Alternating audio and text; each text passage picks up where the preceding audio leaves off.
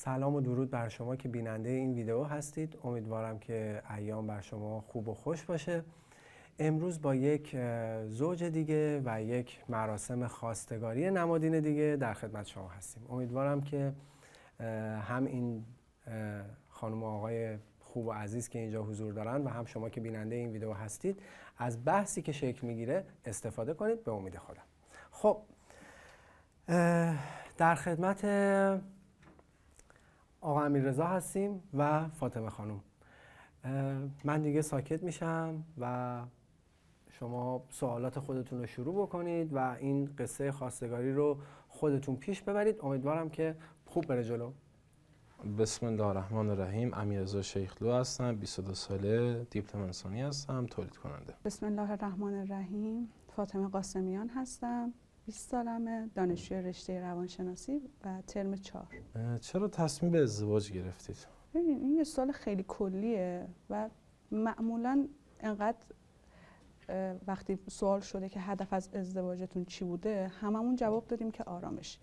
شاید کلیشه‌ای شده باشه ولی کن اصل ازدواج دستیابی به اون آرامشه و اینکه خب انگار یه چیزی کمه. هر چقدرم که تو ترقی کنی جلو بری، با اینکه حالا بستر خانواده یه بستر خیلی مناسبی هم هست، ولی در نهایت به این نتیجه میرسی که برای اینکه بتونی کامل بشی، برای اینکه بتونی رشد و ترقی بهتری داشته باشی، بخوای ازدواج بکنی.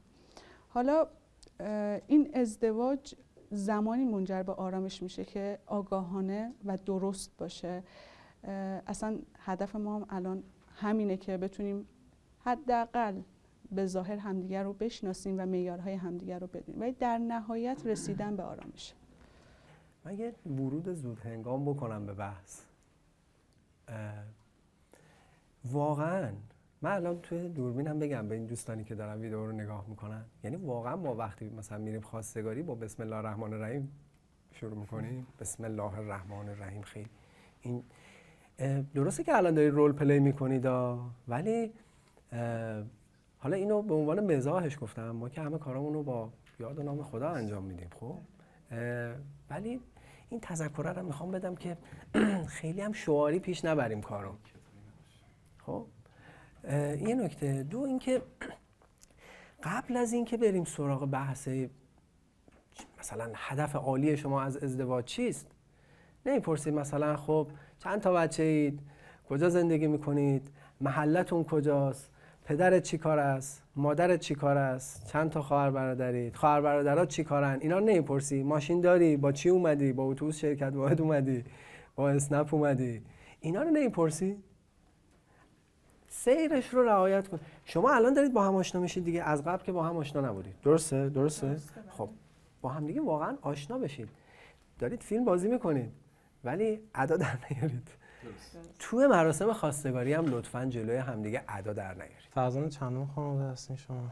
بنده فرزند اول هستم. منطقه سکونتتون کجا هست؟ شرق تهران زندگی میکنید. بعد شغل پدرتون چی هست؟ پدرم شغلشون آزاده، مغازه دارم. مغازه داره هستن. بسیار. خب فرمودین که تولید کننده هستیم. میتونم بپرسم تو چه حوزه‌ای کار میکنیم؟ بله، پرده‌های مغناطیسی تولید میکنم. چی تولید میکنید؟ پرده‌های مغناطیسی، اینا که برای سرما و گرما حشرات استفاده میشن. شما فهمیدی؟ نه، این پرده‌ای که متاسفم. دم زده میشن مگنت دارن. این هم بازاری هست هم تولید کننده. پرده‌ای که به صورت کرکری داخل پنجره‌ها بله، گذاشته هم میشه. بله. هم هست. جسارتا میتونم بپرسم که متوسط درآمد ماهیانتون چقدر هست؟ تقریبا اوایل راه تقریبا 1 سالی هست داریم کار انجام میدیم، بین 15 تا 20 تومن درآمد ماهیانمون هستش. فعلا باز جای رشدش خیلی زیاده، تولیدی هستش. بعد خدمت شما عرض کنم که همسر ایدال شما چه ویژگی باید داشته باشه؟ یه سوال خیلی کلی پرسیدین که تا چه ویژه تا اخلاقیات صبح میتونم بهتون پاسخ بدم واقعا برای این سوالتون. بله. ولی یه سری اندازه انگشت یه دست بهتون میگم. اینکه شخصیت حامی داشته باشه، مستقل باشه، یعنی اون بندش رو از خانواده نه اینکه خانواده رو کنار بذاره، اصلا بحثم این نیستش، ولی خب بتونه یه زندگی رو اداره بکنه و خب همدل باشه، پشت خانمش رو خالی نکنه، خسیس نباشه. حالا این خسیس بودن به این معنا نیستش که ولخرج باشه. بالاخره دو نفر وقتی وارد زندگی میشن خودشون میدونن که کجا خرج کنن، کجا نکنن، کجا پس انداز بکنن. البته من اینا رو گفتم، یه سری بدیهیات هستش که مربوط به خب همکف بودنمون میشه، اینکه چقدر اخلاقمون با هم دیگه سازگاره. درست. و اینکه خب الان صرفاً جلسه اول آشنایی ماه و به نظر من این روند باید ادامه دار بشه، رفت آمدامون زیاد باشه. حتی من اینو دارم میگم، حتی ممکنه با هم خرید بریم، ممکنه تو چارچوب خانواده اصلا با خانواده هامون مسافرت بریم برای شناخت هم دیگه، برای شناخت بیشتر و خیلی چیزای دیگه که الان خب من خاطرم رفت. خیلی عالی. دو سه تا نکته رو بچه‌ها من اسم کوچیک صداتون کنم دیگه. دو سه تا نکته رو فاطمه اشاره کرد که خب خیلی خوب بود. یکی این همکف بودن، یکی این سیر شناخت و فرایند شناخت که ما هم توی قصه اولمون بهش پرداختیم. اما یه تعریفی از همکف بودن ارائه کنیم. میخوای شما اول این تعریفه رو بدی؟ این چیزی که خوندیم تو درسامون هم خوندیم، فکر کنم توی کتاب دینی سوم دبیرستان هم بود. هم بعضی هم میخوندن هم کفو باید باشن زن و شوهر. آره. این یعنی چی این همکف بودنه؟ یه کوچولو بگید. صرفاً آدما هیچ موقع 100% شبیه هم نمیشن. یعنی من خودم با خب برادرم که چندین سال توی یه خونه داریم بزرگ میشیم هیچ وجه مشترکی نداریم، ولی این همکف بودن به این معنیه که یه سری شباهت‌هایی بین دو نفر وجود داشته باشه. حالا نمیگم شباهت، بتونن با هم سازگاری پیدا کنن، یه سری وجه تشابهی باشه که در آینده فرد رو دچار مشکل نکنه. حالا به عنوان مثال من میخوام یه موضوعی رو مطرح بکنم، البته این رو حالا تعمیم ندین که من ذهنم به کدوم سو داره میره.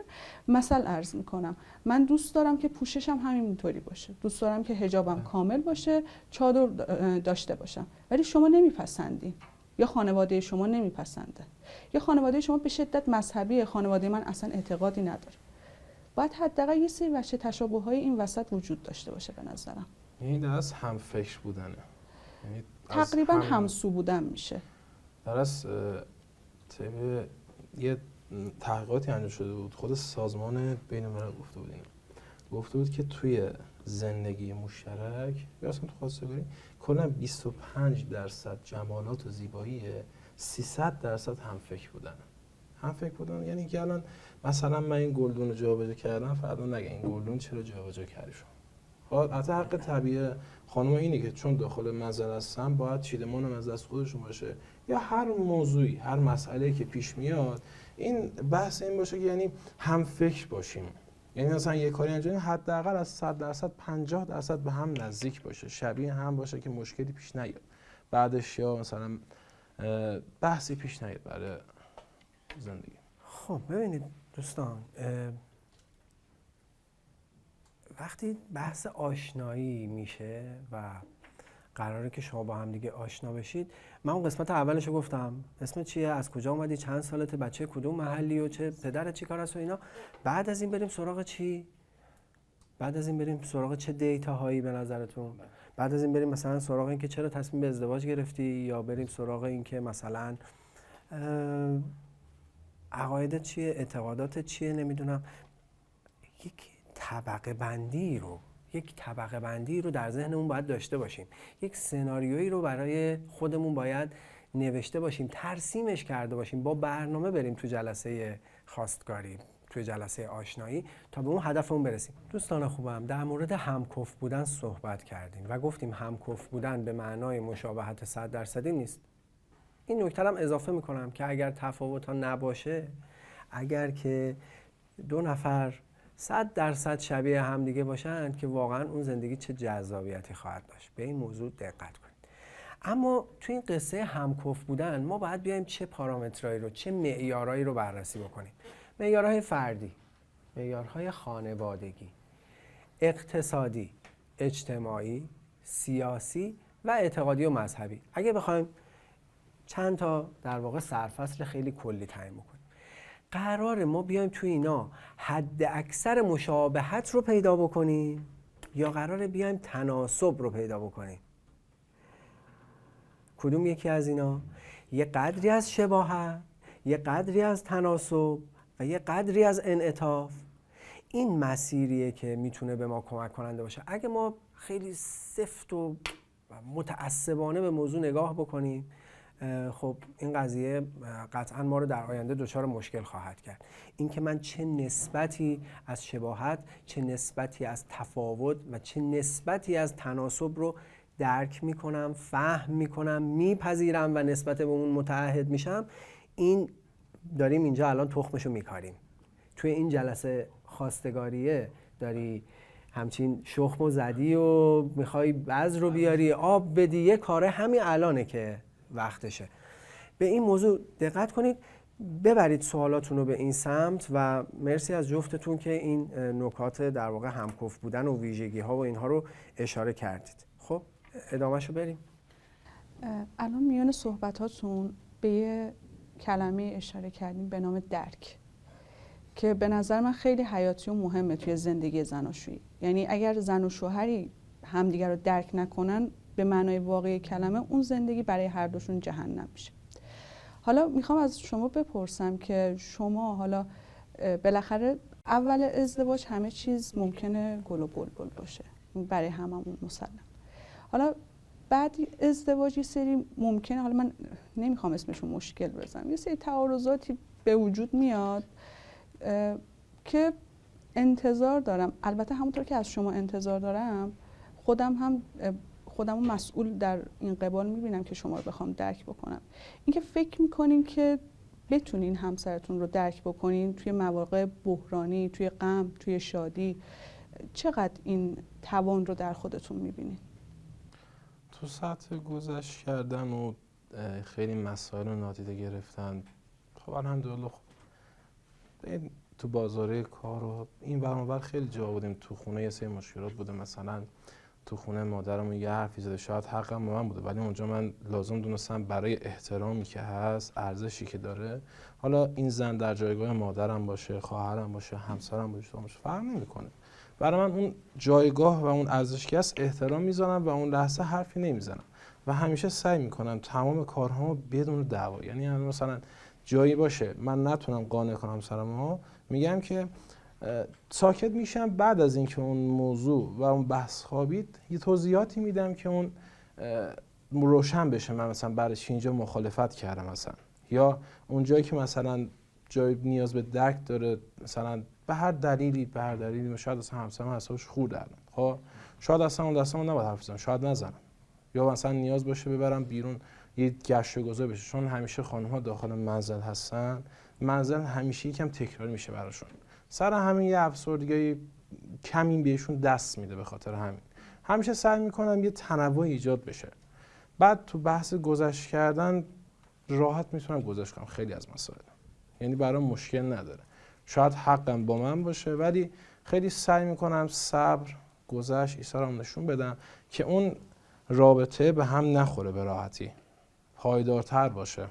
بچه‌ها از خیلی نقطه خوبی شروع کردید، یعنی رعایتش کردید، یعنی این شروع از حوزه فردی خیلی خوبه، یعنی استارتی که شما زدید از سلام، من مثلا امیررضا، من فاطمه‌ام، انقدر سالمه، تحصیلم، شغلم، خانواده‌ام، همینجوری دیتا و تو همین حوزه بریم، یعنی اون فردیه رو بذاریم کور ماجرا، هسته اولیه‌ای که قرار وارد بشیم و دیتای خوب بدیم، دیتای خوب بگیریم. بچه‌ها و هم شما و دوستانی که دارن میبینن ویدیو رو، این دیتا دادن یک مهارته، اینکه من بتونم خودم رو خوب پرزنت کنم، از خودم اطلاعات خوب بدم، صادقانه حرف بزنم، شفاف حرف بزنم، روشن و منظم حرف بزنم، یه دونه به این ور یه دونه به اون ور، اون طرفی که داره، طرف مقابل که داره حرف منو میشنوه نتونه جمع بندی کنه، نتونه بفهمه که من دارم چی میگم. این یه مهارته، روش تمرین کنید.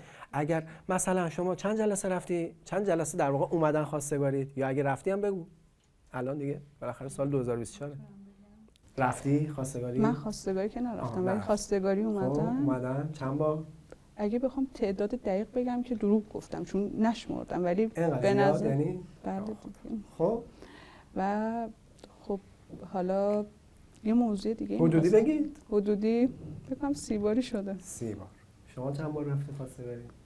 خواستگاری والا من زیاد نرفتم، چون میشه تو فضای کار بودم فکر کنم 2-3 بار رفتم، اونم از فامیل. اونم حساب گل شیرینیشو کردی فکر کنم منصرف شدی. نه گل شیرینیش نبود، حتی یه بارم برای خواهرم بود. 4 بار فکر کنم. 4 تا تجربه خواستگاری. 4 4 به 30. خب خیلی توازن برقراره، همینجوری میریم جلو ببینیم خدا چی میخواد. این حوزه فردیه رو توسعه‌اش بدید. یعنی با اطلاعات شناسنامه‌ای و به قول معروف سجلدیتون شروع کردید، حالا برید سراغ درک، سراغ فهم، سراغ تفاهم، سراغ بینش، سراغ مذهب. و میخوام بیشتر بیاید روی این بحث مذهبه. یه وقتی حالا 2 نفر به همدیگه میرسن، بعد هر دوشون هم مذهبی هن. بعد خب امر مطلقی نیست که مذهبی بودن، که یعنی نمیتونیم بگیم یک آدمی یا مذهبی هست یا مذهبی نیست.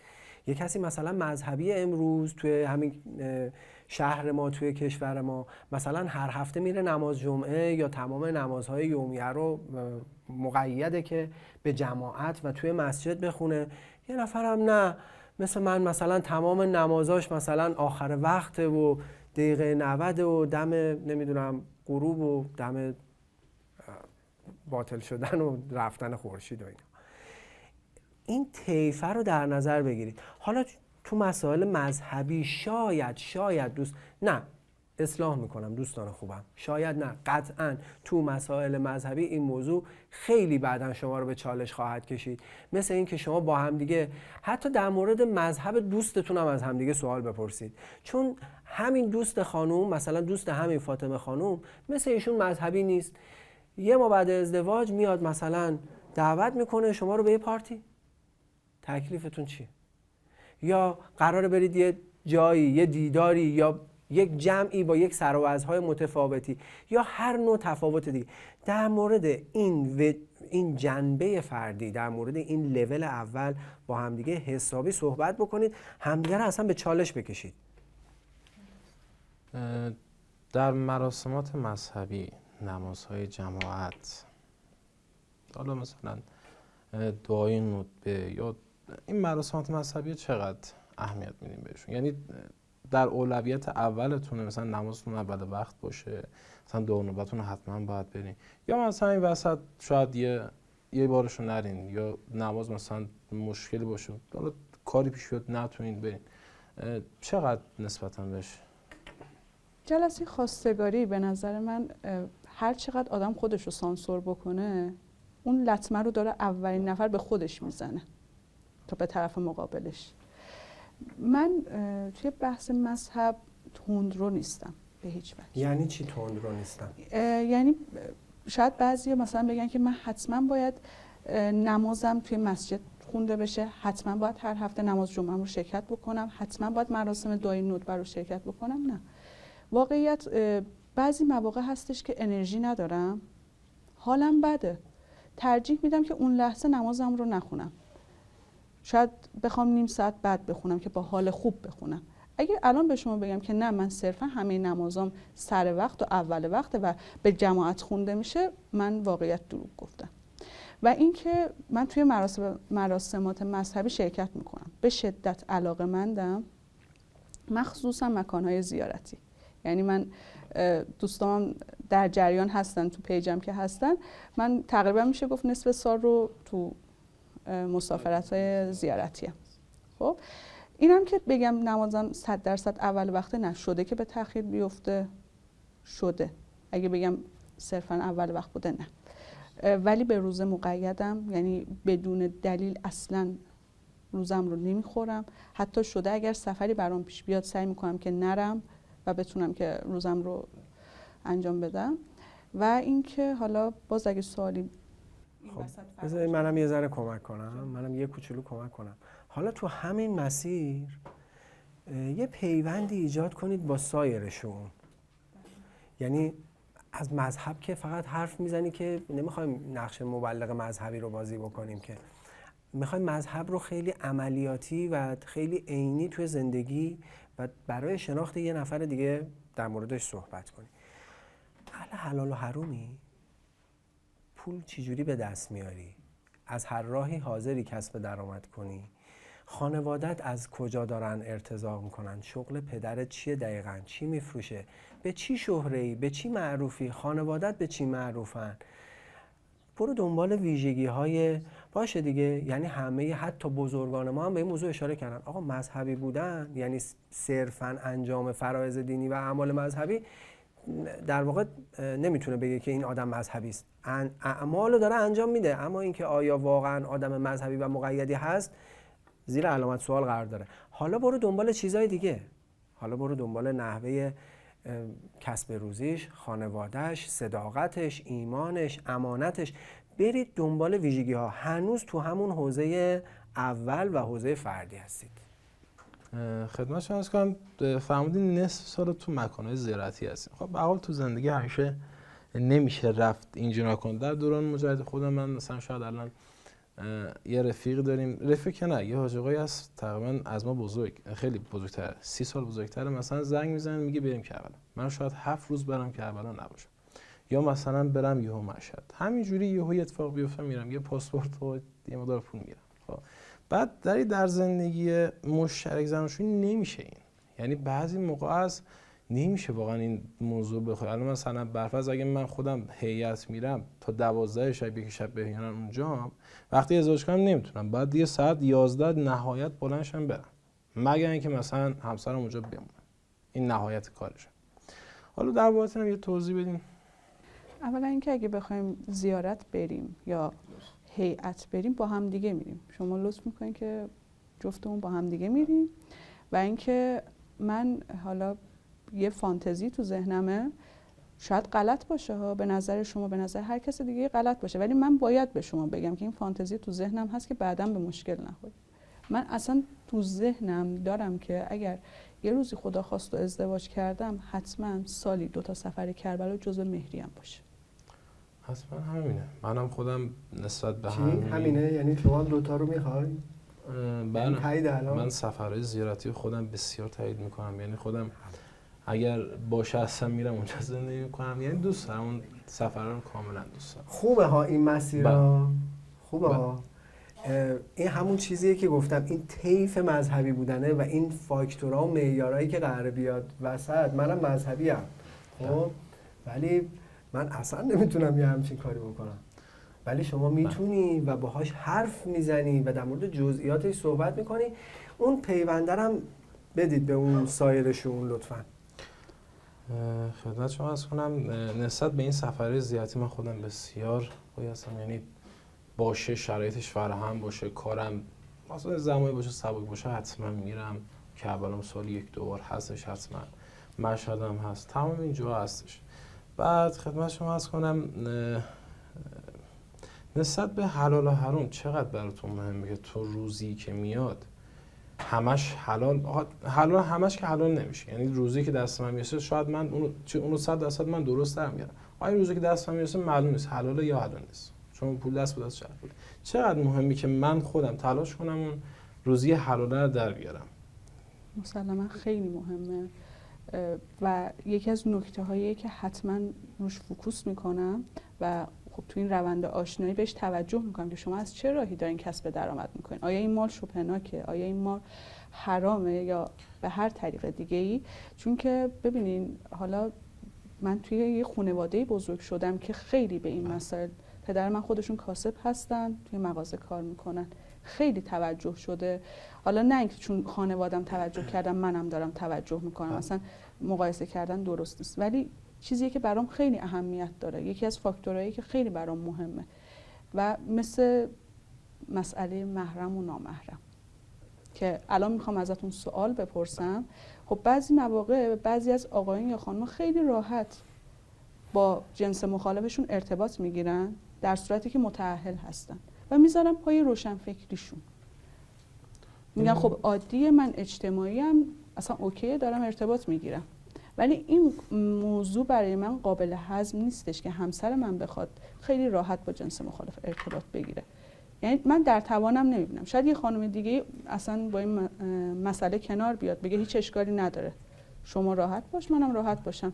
ولی من واقعا نمیپسندم و همونطور که برای شما نمیپسندم مطمئن باشین قبلش برای خودم نمیپسندم. حالا نظرتون راجع به این موضوع چیه؟ 100% همینه. منم نسبت به اینکه در جامعه با خانم‌هایی که هستن، حالا کاری یا جایی که پیش میاد صحبت می‌کنیم راحت باشیم، من کاملا با این بودم. یعنی اگر داخل یک تاکسی بشینم ببینم برفرض مثال یا یه خانم جلو نشسته، 2 تا خانم عقبن، حداً مقدور میگم شما بیا عقب بشین، من جلو بشینم. یعنی اینقدر نسبت به این موضوع حساسم. چون برای من زن یا دختر این جامعه من خیلی ارزش بالایی داره. یعنی اینجور نیست که بخوام به یک نگاه جنسیتی نگاه کنم، نه، ارزش بالا. چون دین من، اسلام، پیغمبر من حضرت محمد گفته که آقا این زن رو براش خیلی ارزش قائل داشته، یعنی ارزش بالایی داره. همین به خاطر همین سعی میکنم هیچ وقت این اتفاق پیش نیاد. خب حالا یه سوالی از هر دو عزیز. فرض کنید که جلسه اول به خوبی و خوشی و بدون جنگ و خونریزی به پایان میبرید و قرار جلسه دوم گذاشته میشه و جلسه سوم و جلسه چهارم مثلا آقا امیررضا میگه که دیگه مثلا با هم دیگه یه بیرونی بریم و اینا، شما هم موافقت میکنید، بدون اطلاع یه بیرونی میرید و بعد میگه دست هم بگیریم دیگه. نه، این من اصلا کاملا با این موضوع من اصلا با اون بخش مذهبیش کاری ندارم، چون من کارشناس مذهبی نیستم. اما این چیزیه که مثالشو گفتم، شما در موردش حرف بزنید. بله. شما در موردش گفتگو کنید بعدن تو جاش بر اساس اولویت ها. ولی یه چیزی رو مثلا میتونستی بپرسید، شما پدرت چیه؟ شما گفت من پدرم کاسبه. میخوای یه چیزایی رو در بیاری دیگه، میخوای این آدم رو بشناسی، شما میخوای این آدم رو بشناسی. خب شغل پدر چیه؟ اصالتتون کجاست؟ اصالتا اهل کجایی؟ کجا زندگی کردید؟ کجا زندگی میکنید؟ کجاها بزرگ شدی؟ اگر تغییر مکان، نقل مکان داشتید، آداب و رسومتون چیه؟ اصلا حرف بزنید. اصلا یهو میبینی که دوستان من، یهو میبینی شما جای حرفای کلیشه‌ای زدن وارد یه مثالی میشی، وارد یک مصداقی میشی که میتونه به شما کلی دیتا بده. ما توی روانشناسی یه تستایی داریم به نام تستای فرافکن. مثلا خانم میدونه چون روانشناسی خونده، مثلا یه لکه جوهر نشون میده به مثلا حالا بیمار یا مراجع، بعد میگه دربارش حرف بزن، شروع میکنه اون آدم در موردش صحبت کردن و اونها بر اساس استانداردهایی که وجود داره تحلیل میشه. میتونید از این حالا مکانیزم، از این رویکرد استفاده بکنید، یه حرفایی بزنید، یه سوالاتی بپرسید، یک موقعیت هایی رو تصویر بکنید، اصلا قصه بسازید. بگید که آره من اینجوری شد، اینجوری شد، اینجوری شد، تو اگه باشی چی کار میکنی؟ توی این موقعیت چه بکنیم؟ توی این موقعیت ما داریم در جهت در واقع ایجاد شناخت و کسب آگاهی حرکت میکنیم. جلسه خواستگاری یک جلسه فانتزی از مود افتاده و نخنما به درد نخور نیست. میتونه کارکرد خوب داشته باشه اگر درست ازش استفاده کنیم. خب یه بحثی هستش که به نظر من نقل مجالس خواستگاریه و مرسومه. شما نظرتون راجع به مهریه چیه و چه تعداد مهریه رو مد نظر داریم؟ خودم من در حد توانم، چون در زمانی که میخوان عقد جاری کنم میگن اندن مطالبه، یعنی اصلا یک دینیه که برگردن من میاد، من باید هر لحظه اون رو ادا کنم. یعنی اگر توان من 10 تاست، من باید بگم 10 تا.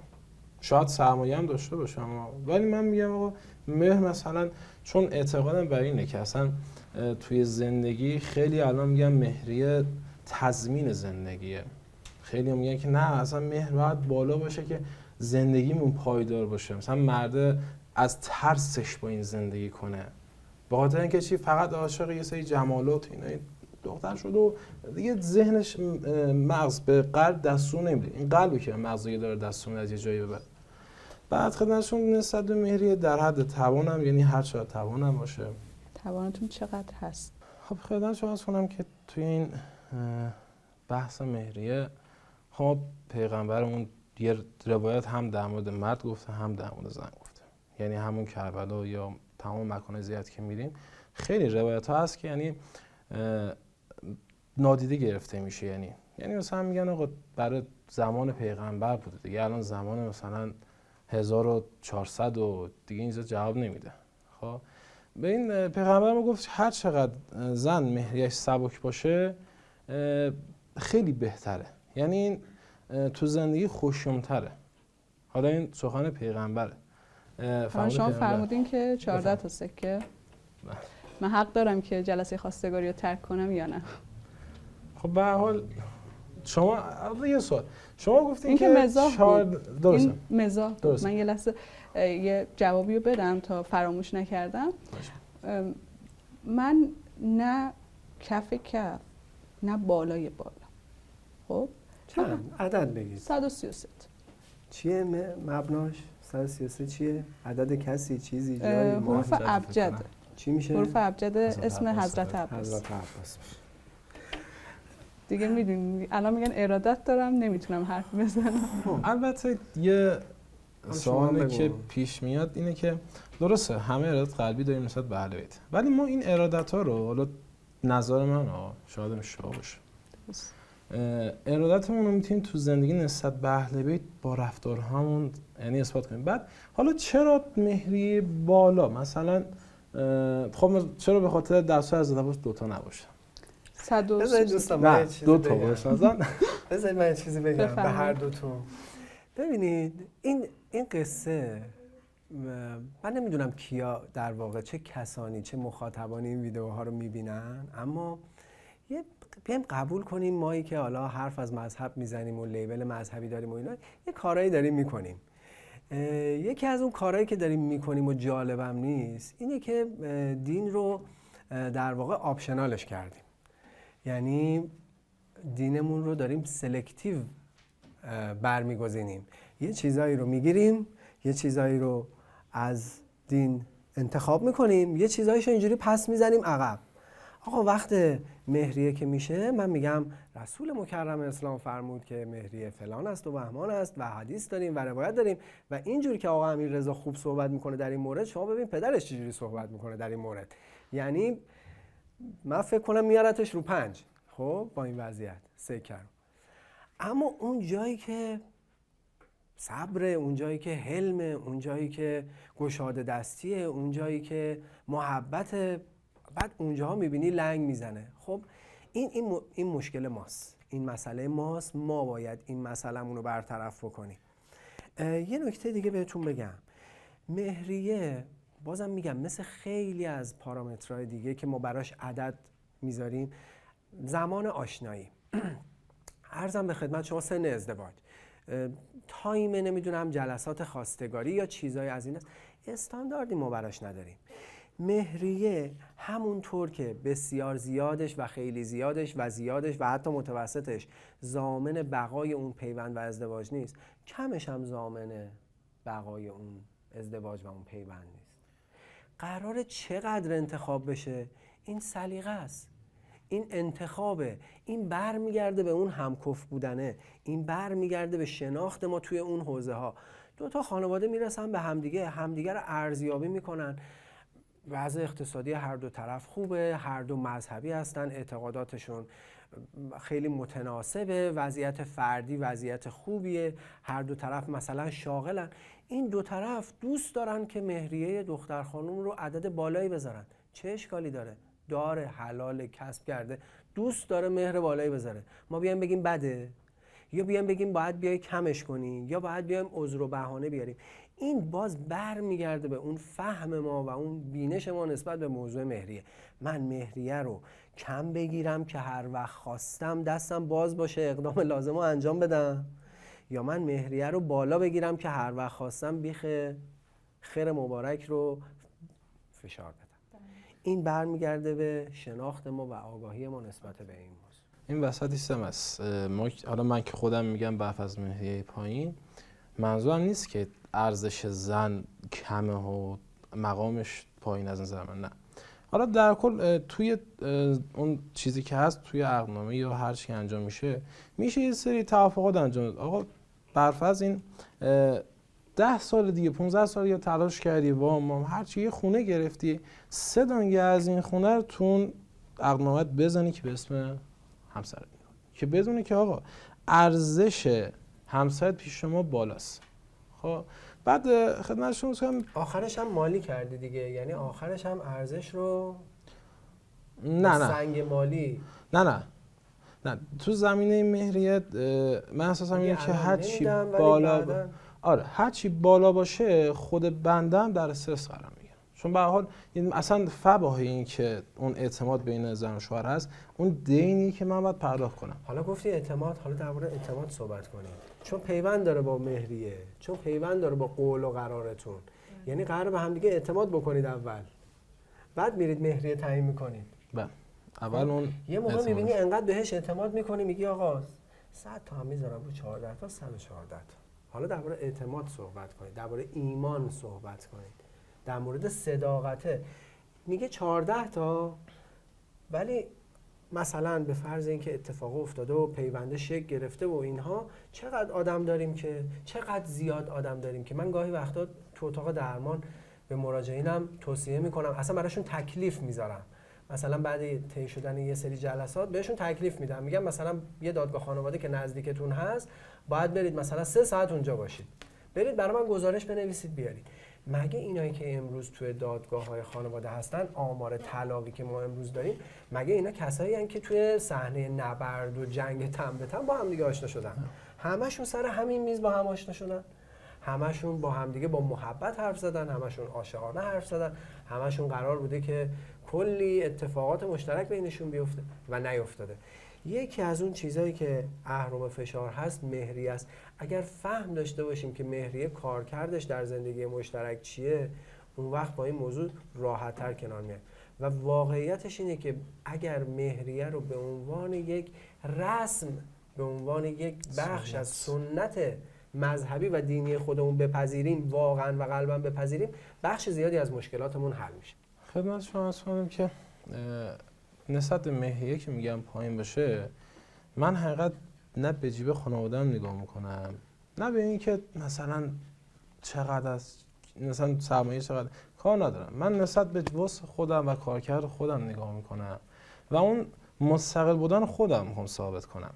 یعنی مثلا میخوام بگم من نمیخوام با متک شدن به پدر و مادر و فک و فامیل آقا مثلا اینجا وام شد من این کارو کنم، نه اصلا میخوام مستقلانه کار انجام بدم.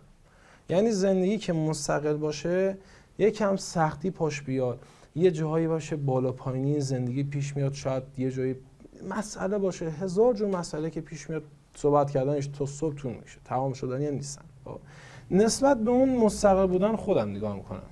یه سوالی معیار خوبیه، آفرین. این استقلال خیلی خوبه. بعضیا هستن، خب چون من گفتم دیگه بالاخره یه چند تا تجربه خواستگاری داشتم، بحث مالی که میشه هیچ پشتوانه‌ای ندارن. ببخشید اینقدر نمرک میگم، نه پدر پشتشونه، نه مادر، نه برادر. ولی بحث دیگه ای که میشه، هم پدر دخالت میکنه، هم مادر دخالت میکنه، هم برادر یا حالا بقیه اقوام. اینو میخوام از شما بپرسم که همینقدر که صفر دارین صحبت میکنین که من متکی به اونا نیستم، این خیلی خوبه ها. من قراره با شما زندگی کنم، قرار نیست با پدر شما زندگی بکنم.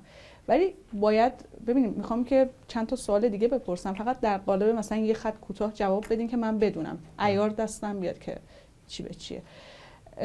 اگه فردا روزی به مشکل بخوریم، من از شما این انتظار رو دارم. مشکل اصلا نمیخوام بگم ولی هی کلمش میاد. حالا یه بحثی بشه خب بین من و شما تو خونمون، من ترجیح میدم که من و شما حل کنیم تا اینکه پدرتون یا مادرتون بیان ورود کنن. وقتی دیگه شرایط خیلی حاد بشه، به نظر من اونا دیگه باید ورود کنن، چون وقتی که نفر سوم پاش به زندگی باز میشه، نه تنها درست نمیشه، خرابتر میشه. خب یه موضوع دیگه ای راجع به اعتماد، ای کاش تو همه خواستگاری‌ها مثل آقای دکتر یه فردی باشه که راهنمایی بکنه، یعنی یه جرقه‌ای میزنن که آدم تا تهش دوست داره بره. به اعتماد اشاره کردن. اعتماد برای من خیلی مهمه. برام خیلی مهمه که خیالم از شریک عاطفیم راحت باشه، حتی وقتی ازم دوره. اعتمادم ببینیم فقط صرفا به این محدود نمیشه که شما میخواین به من خیانت بکنین. خیانت همه جور است. من دست شما امانتم، به همون به نظر من شما دست قلب شما هم دست من امانته، روح شما دست من امانته. این اعتماد از کجا شکل میگیره؟ از صداقت. مثال میگم، فرض کن یه دوستی دارین که با شما صادقه، به قول خودمون روه. شما با این آدم راحت‌ترین یا با دوستی که واسهتون سیاست داره 1000 تا دروغ به شما میگه، هی پس ذهنتون حواستون به اون دوسته که هی زیر و رو میکشه هستش که نکنه بهم آسیب بزنه. پس برای من خیلی مهمه که صداقت داشته باشین. هر آنچه که لازم میدونین، لازم که نه، هر آنچه که باید رو به من بگین، منم هر آنچه که باید رو به شما میگم. بذارین این صداقت مقدمه اعتماد. یعنی اگه صداقت وجود نداشته باشه اعتمادی وجود نداره و اینم نمیشه توی یه جلسه خواستگاری تعیینش کرد. به قول آقای دکتر شاید من شما رو توی 2 سال بتونم بشناسم، ولی بشناسم برم زیر یه سقف خیلی به نفع منه تا اینکه 6 ماه سرتهش رو هم بیارم برم خدایی نکرده. یه مشکلی ببینید بعضی موقع داریم میبینیم دیگه، ما داریم توی اجتماع زندگی میکنیم، سر یه رسم کوچیک، سر یه موضوع خیلی کوچیک، خب آقا پسر نه مشکل داره نه خانم مشکل داره، به مشکل میخورن و یه زندگی از هم میپاشه. پس باید خیلی ریز بشیم. حالا اینایی که داریم صحبت میکنیم یه سری موارد اولیه است که بیان شد، ولی ایشالله حالا ادامهش رو جلسات بعدی. تو بحث دخالت من همیشه سعی میکنم یه جور نشون بدم داخل منزل که اصلا تو کار من دخالتی نباشه. یعنی تو فضای کاری من یه کاری وجود داشتم انجام میدادم، یعنی هیچ کس نمیدونست من دارم انجام میدم. حتی یکی از صمیمی‌ترین دوستان که با هم دیگه خیلی راحتیم، حتی کربلا همه جا با هم میریم خیلی جینیم با هم، ولی من اصلا نمیدونست. یعنی یه سیاستی تو کار دارم، میگم که توی زندگی یه سری مسائل هست اگر گفته بشه بازگو بشه این خطرناکه. یه سری دشمن تراشی‌ها میشه، مثلا فلانی ببینه فلانی، مثلا پسر خالت ببینه که ببینه داری موفق میشی، فلانی موفق شد دارم حالا براش دارم چیکار کنم، حالا مثلا میرم فلانجا زیرا بشه میذارم. بهترین راه اینه که هیچ وقت اصلا اون بحث پیشرفت رو هیچ وقت گفته نشه. یعنی اصلا خیلی از دخالت‌ها جمع شه، یا حتی بحث همین دخالت در مهریه و اینها اصلا تو زندگی من میگم کاملا باید مستقل باشه. بعد چطور اون بحث و دعوای پیش نمیاد؟ اون گذشت و ایثار و صبر شما چقدر باید باشه، من چقدر باید باشم.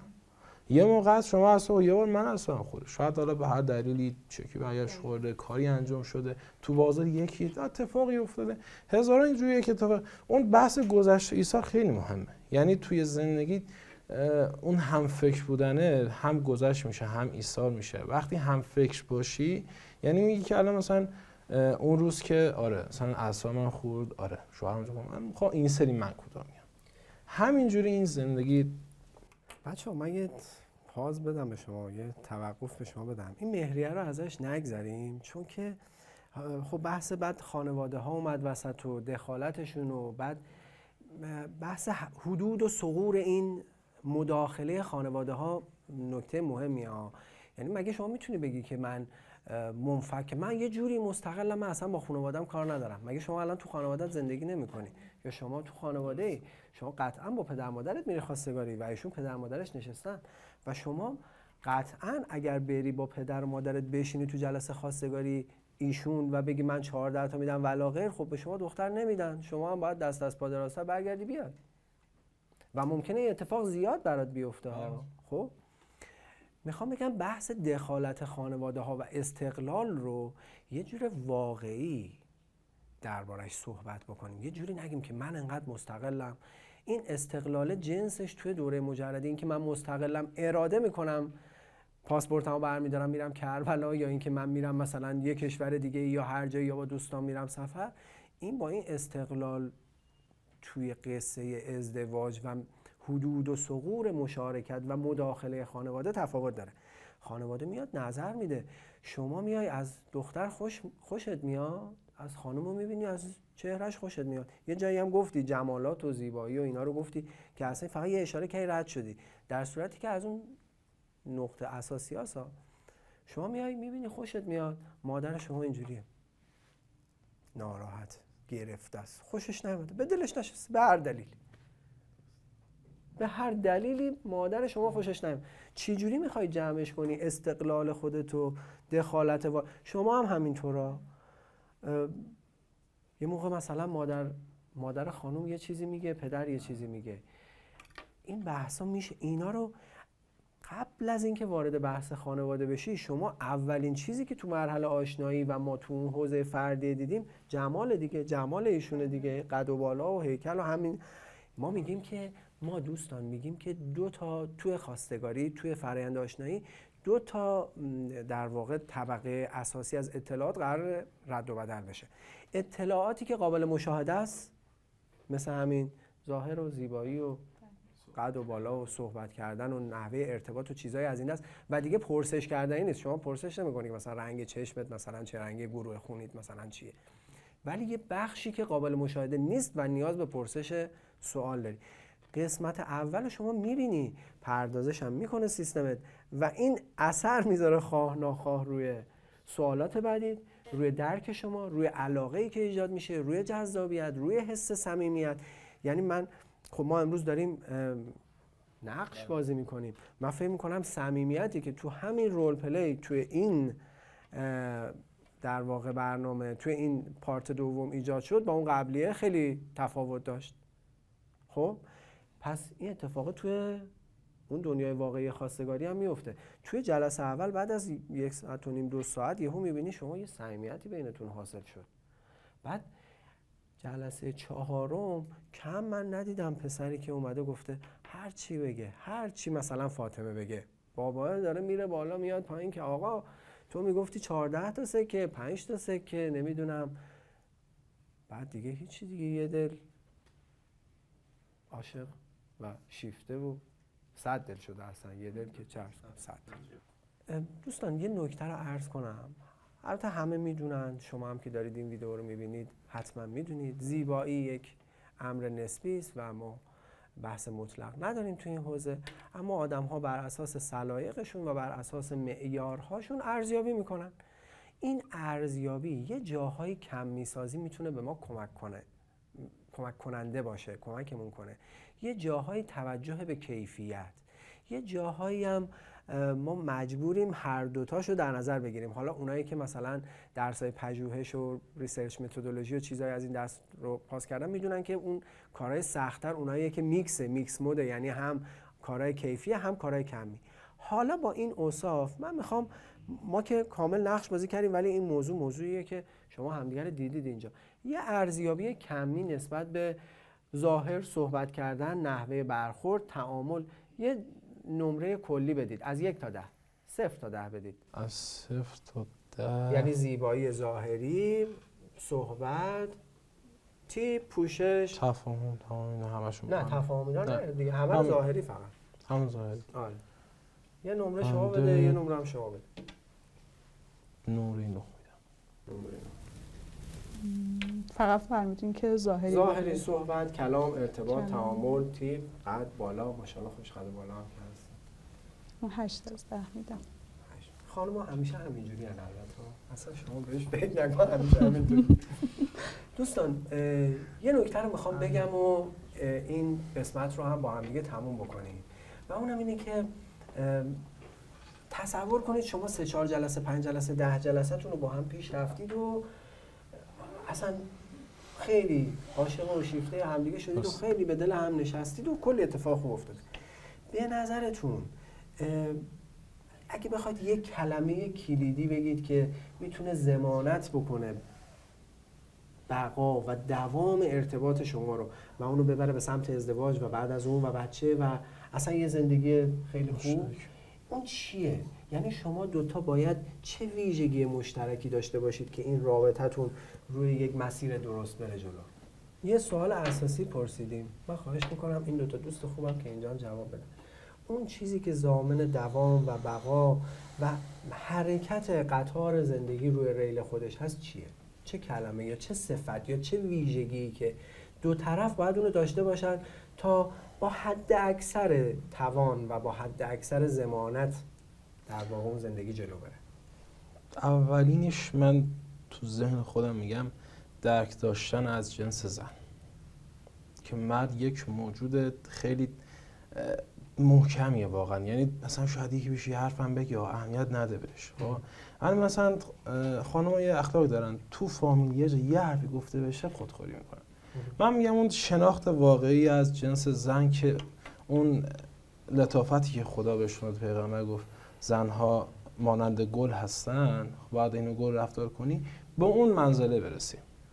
قشنگ دل با این حرفا دلبری هم میکنه یعنی. بله قشنگ. خب بعد خب دیگه چی؟ درک از جنس زن. گذشت متقابل دو طرفه. خب گذشت دو طرفه باشه. اعتماد داشتن نسبت به هم دیگه، به حرف مردم اهمیت ندادن. حالا تو بحث اعتماد هم میشه. یه دونه بین همه اینا اساسیه رو بگو، اصلیه رو بگو، میگه همون درک از جنس زن. اساسی درک از جنس زن، چون اگر واقعا درک باشه، چون به حال ما الان خودمون حالا درست الان مثلا ازدواج نکنیم، ولی ما تو میدونیم چه خبره، مادرمون خواهرمون هستن، خب بعضی موقع عصبانیت‌ها رو میبینیم. آقا مثلا یه دونه حالا مثلا چی بگم، یه جوراب میذاری رو مبل دیگه، خونه رو سرت خراب مثلا شد، یالا شما جمعش کن. خب فاطمه شما هم بگو. خب به چند تا کلمه اشاره کردن که منم نظرم رو همون بود. اولیش درک بود که من میون صحبتام هم خیلی تاکید کردم. گذشت، صداقت و حسن خلق طرفین، چون که زن و شوهر بد اخلاق هم دیگه رو پیر میکنن. حالا فعلا اینا به ذهنم اومد. همه اینا هست، همه اینا کاملا درسته. چیزی میخواد اسم ما بینش بحث درک گفتم، یه درکی هم هست واسه مرده. این درک بحث اون غرورش، یعنی مرد یه غروری داره. مثلا یک جایی هستن، توی یه جمعی هستن، اگر یک حرفی زد، اگه به حق بود، حتی اگر حقم نبود، اگر یک جمع کامل اساسی بود، اونجا یک بار اون تبعیت باشه که اون مردم حالا چی میگن، یه دلش خوش باشه دیگه. فقط محض دلخوشی نمیگه البته، اینجوری میخواد، یعنی مشخصه این موضوع که اینو میخواد. مطالبه میکنم. این ویژگی هایی که دو تا دوست خوب من گفتن تو ذهن شماست: درک، اعتماد، صداقت، از خودگذشتگی، ایثار، شناخت جنس زن، شناخت غرور مرد، درک متقابل خانواده ها از همدیگه، همکف بودن. همه اینا هر یک لیست بلند بالایی میشه اگه بخوایم تهیهش بکنیم این لیست رو، ولی یه چیزی به نظرم رأس این لیست قرار داره و اون همدلی. چیزی که ما توی کشورمون در اون ضعیفیم. همدلی یعنی چی؟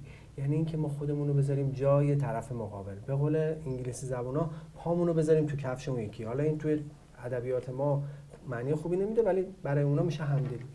ما خودمون رو بذاریم جای طرف مقابلمون و دنیا رو از چشمای اون و از منظر اون نگاه بکنیم. باور کنید من میگم که اگر این اتفاق بیفته، 80% مسائل و مشکلاتمون نه در سطح خانواده ها که در سطح روابط والدین و فرزندانشون، والدین و در واقع والدین خودشون که در واقع سالمندان جامعه ما هستن. اینو از این جهت گفتم که جامعه ما رو به در واقع سالمندیه و داره جمعیتشون زیادتر میشه. اگر ما این همدلی رو داشته باشیم نسبت به همدیگه، اتفاقات فوق‌العاده خوب و جذاب و دوست داشتنی برای ما خواهد افتاد و رنجی که ما به همدیگه تحمیل میکنیم بسیار کمتر خواهد شد. امیدوارم که همدلی کردن رو به عنوان یک مهارت زندگی تمرین بکنیم و یاد بگیریم. موفق باشید.